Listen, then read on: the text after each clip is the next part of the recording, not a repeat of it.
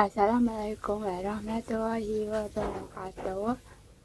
Hari ini saya akan menceritakan tentang bab 5, meneladani peran ulama penyebar agama Islam di Indonesia. Untuk mengetahui cerita tersebut, jangan lupa nonton ceritaku sampai akhir ya. Yang pertama ada masuknya agama Islam di Indonesia. Kapan Islam masuk ke Nusantara Indonesia? Dan siapakah yang membawa Islam ke Nusantara Indonesia? Ada beberapa teori tentang masuknya agama Islam di Indonesia sebagaimana diungkapkan oleh Ahmad Masyur Negara dalam buku Api Sejarah Jilid 1. Teori-teori tersebut yaitu yang pertama, ada teori kucar oleh Prof. Dr. C. Sunogoyo.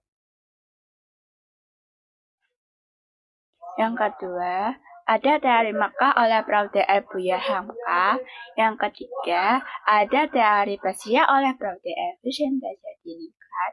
Yang keempat, ada teori Cina oleh Prof. Dr. Slamet Muljana.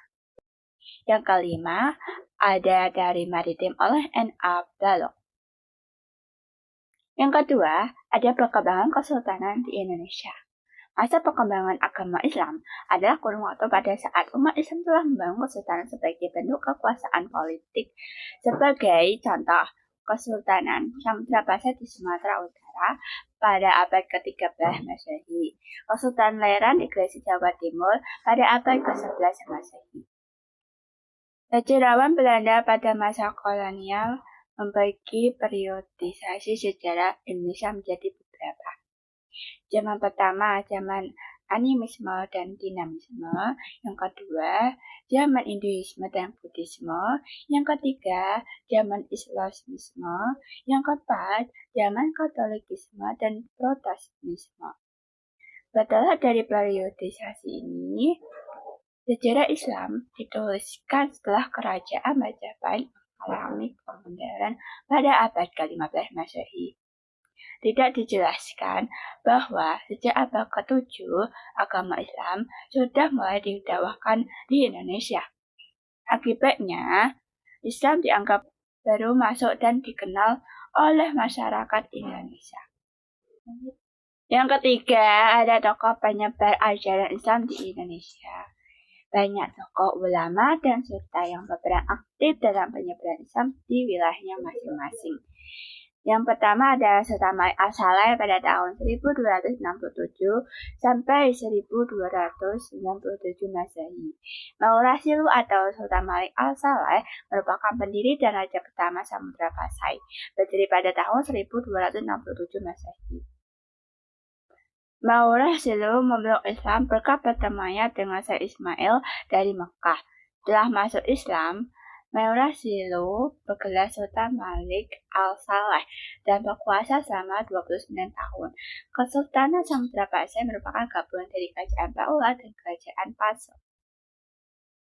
Yang kedua ada Sultan Ahmad pada tahun 1326 sampai 1348 Masehi. Beliau merupakan Sultan Samudra Pasai yang ketiga. Gelar Sultan Malik Al-Tahir II. Pada masa pemerintahannya, Kesultanan Samudra Pasai dikunjungi oleh seorang penjelajah dari Maroko, yaitu Ibnu Battuta. Yang ketiga, ada Sultan Alauddin Riayat Shah pada tahun 1538 sampai 1571 Masehi.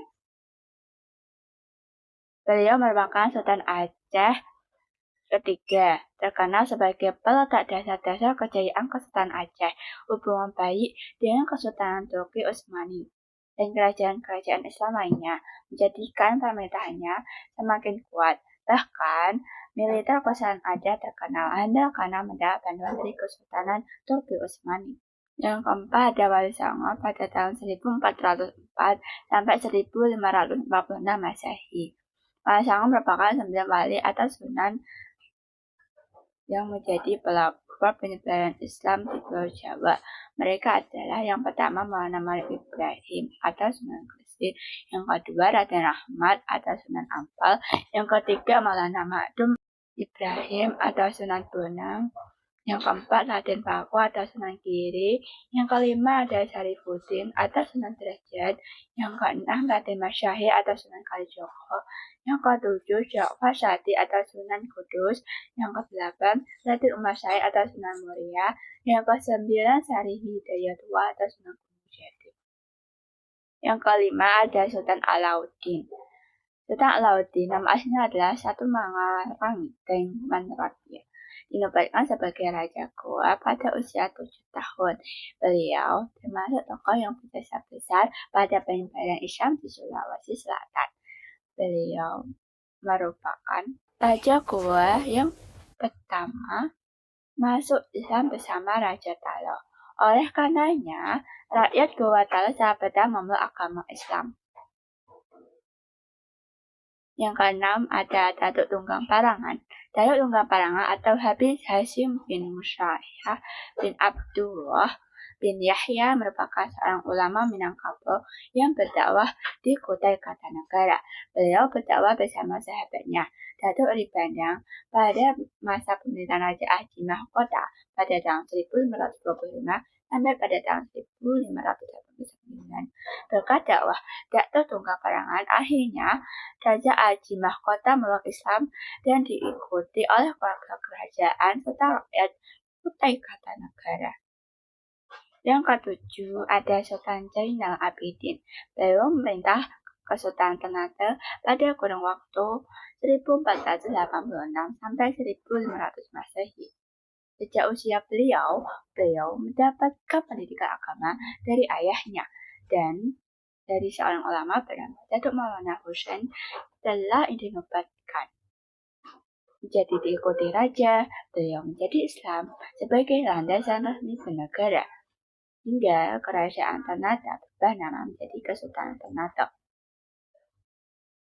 Sultan Zainal Abidin berangkat ke Pulau Jawa pada tahun 1494 Masehi untuk memperdalam ajaran Islam dan ilmu agama di pesantren Sunan Giri, Jawa Timur. Sekembalinya dari Jawa, beliau mengajak ulama terkemuka di antaranya Bahanul untuk membantu dakwah di seluruh Maluku.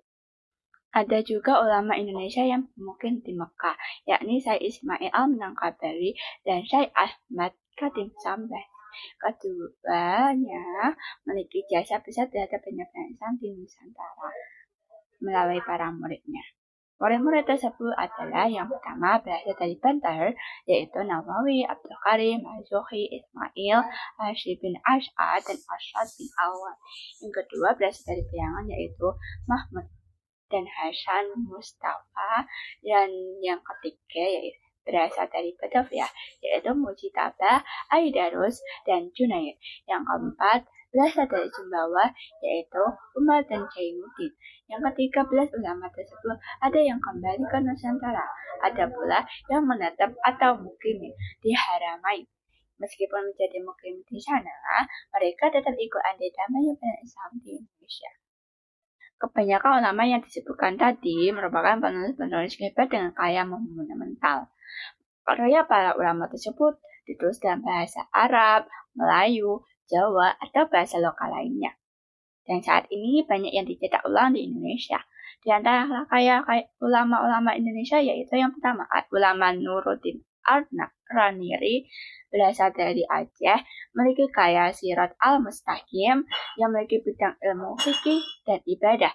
Yang kedua ada ulama Abdurrahman An-Singkili berasal dari Aceh yang memiliki karya Tarjuman Al-Mustafi dan Min'at Al-Tulab dan memiliki bidang ilmu tafsir, fikih, dan muamalah.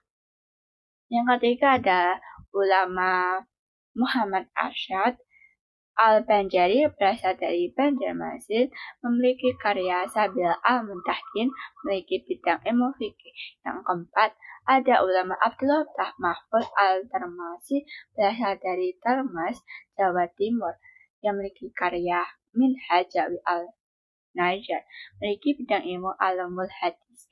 Yang kelima dan yang terakhir yaitu ulama Muhammad Saleh bin Umar Al-Samarani berasal dari Jepara, yang memiliki karya Yang pertama, Majmu'at al-Syariah, dan yang kedua ada Faid al-Rahman, memiliki bidang ilmu fikih dan tasyayuh. Dan kedua tafsir. Yang keempat adalah keteladanan para ulama penyebar ajaran Islam di Indonesia. Banyak nilai-nilai keteladanan dari para tokoh penyebaran Islam di Indonesia. Di antara keteladanan tersebut adalah yang pertama, hidup sederhana. Yang kedua, gigih dalam berjuang. Yang ketiga, menguasai ilmu agama Islam secara luas dan mendalam. Yang keempat, ada produktif berkarya. Yang kelima, sabar. Yang keenam, menghargai perbedaan. Yang ketujuh, berdakwah secara agama. Sekian ceritaku dari bab 5 dengan judul Meneladani para ulama penyebar ajaran Islam di Indonesia. Dengan saya, jika ada salah kata, mohon dimaafkan ya. Sekian, terima kasih. Wassalamualaikum warahmatullahi wabarakatuh.